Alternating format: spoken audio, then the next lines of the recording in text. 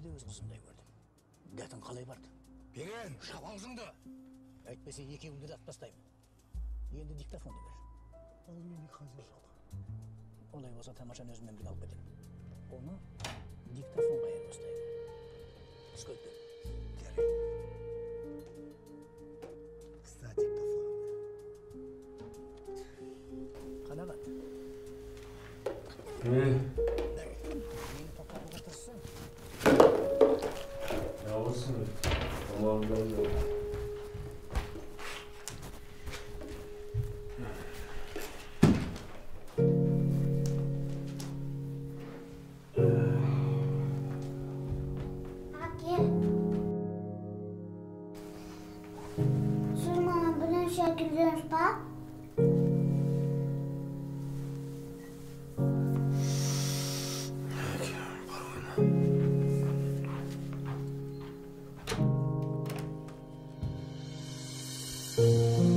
Отан осындай отбасылардан құралады. Әкесі, анасы және баласы. Шаңырақ жарасын мықталады. Егер онда мейірімділік пен татулық орын алса. Шаңырақ шайқалады. Егер онда қатыгездік пен күш қолдану орын алса.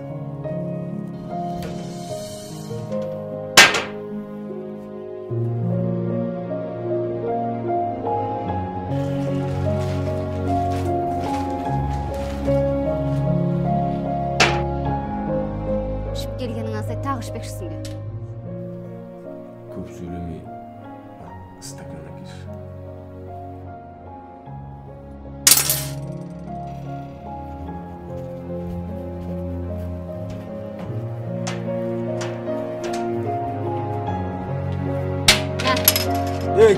Қойсаңшы, қой дегенсің, қойсай! Нені қоям? Нені қоям? Жұртықсап дұрыстап тамақ та іше алмаймыз. Ішуден қолым босамайды. Өзім білемей, қашан ішем, не ішем, түсіндің ба? Өзімнің тапқаным өзің ішем. Өзіңнің тапқаның? Тапқаның бар болса әкелмейсің бе балаңа? Өзіңді ғана ойлайсың.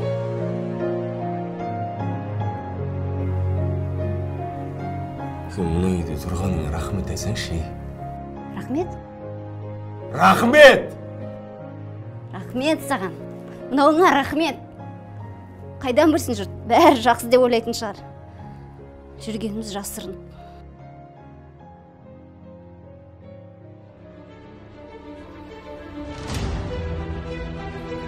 Мен не деймін, сен не істеп отырсың? Әкел бер! Ішпейсің! Сен немене тақтаяқ жеңгеп тұрма? Ұрғың келіп тұр! Ұрғың келіп тұрма, ұр!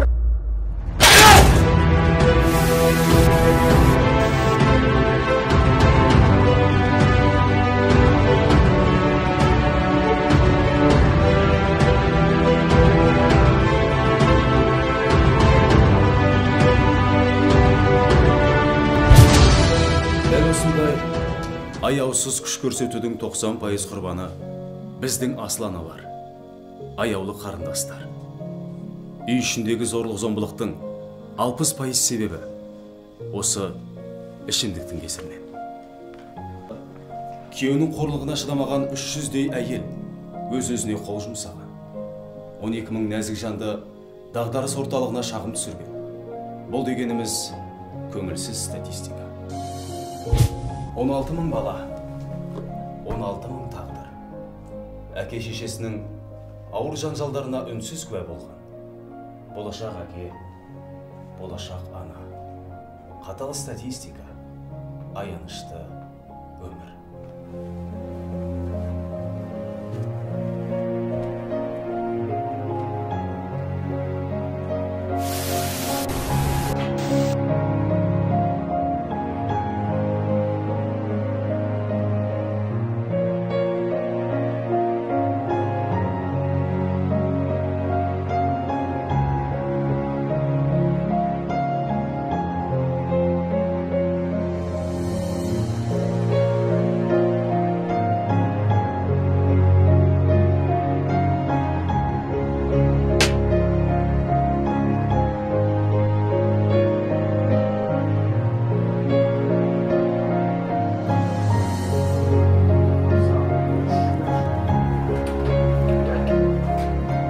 Бақытты отбасы елдің мұраты. Бақытты боламын десеңіз, зорлық зомбылыққа жол бермеңіз. Естеріңізде болсын, ешкімде отбасында қорлық көруге міндетті емес.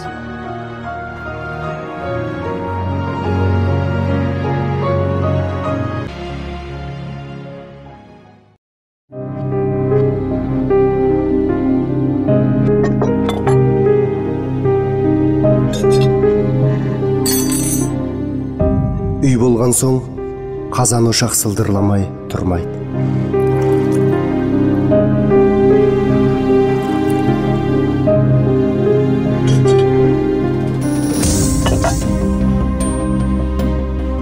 Кейде тарыдай жанжал жарыңның таудай жақсылықтарын ұмыттырып жібереді.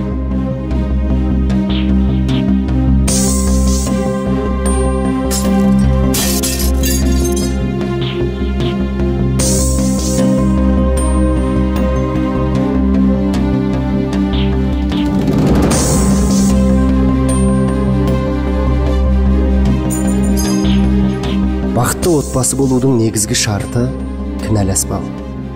Себебі жақсы адам деген кемшілігі жоқ адам емес, кемшілігінен жақсылығы көп адам.